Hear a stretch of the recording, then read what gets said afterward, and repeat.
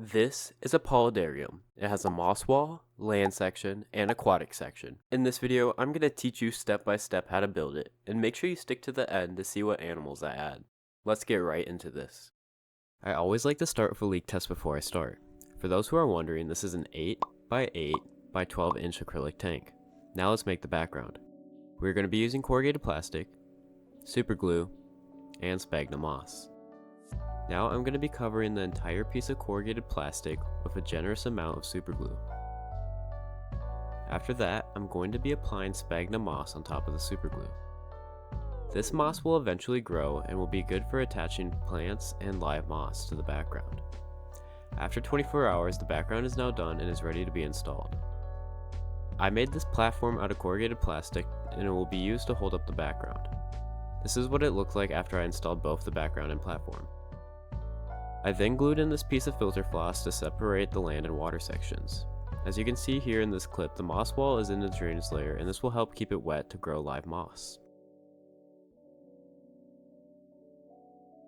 For the drainage layer, I'm going to be using expanded clay pebbles, also known as leca. This will also be home for beneficial bacteria that will help break down ammonia into nitrites to nitrates so the plants can consume it. After adding the leca, this is what it looks like. Time for hardscape. I'm going to need a few rocks. This is firestone. It has a nice reddish orange color with hints of yellow that will complement the plants nicely. I had to speed this part up because it's like doing a puzzle with no picture. This took about an hour. Here's the finished result after gluing the rocks. I'm going to be using window screen mesh to separate the leca and substrate. For the substrate, I'm going to be using jungle mix, activated charcoal, aqua soil, and sphagnum moss. I started with a layer of charcoal, followed by our aqua soil and sphagnum moss, then top with a layer of jungle mix. Now I'm going to be covering any showing filter floss with sphagnum moss. It's time to add some plants. This plant alone won't be enough, so I got a few more. With some simple editing, the moss wall was now done, and the plants were planted. I'm going to be using crushed rock and sand for the aquatic section.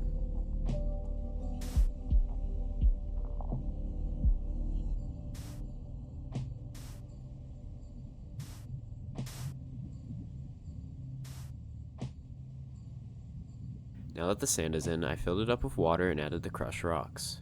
I used crushed rocks to add texture. Now I'm going to be adding aquatic plants. The ones you see above water have been grown immersed. If you're wondering what plants I use, there'll be a list down in the description below.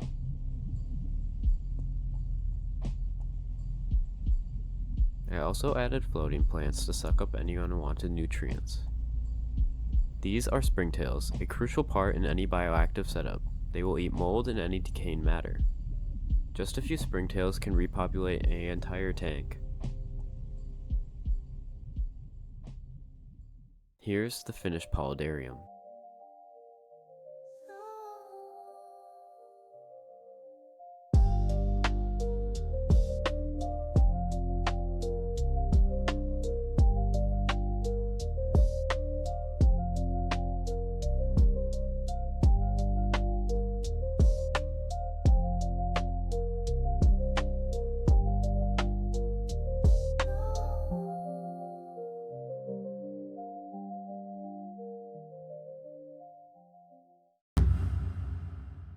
It is now time to add some inhabitants to the aquatic section. This will be a perfect home for some guppies. Just kidding, I would never do that. This is way too small. I'm actually going to add these mini ram's horn snails. They will eat algae, biofilm, and any dead aquatic plants. After adding them, they immediately began to eat biofilm and explore their new home.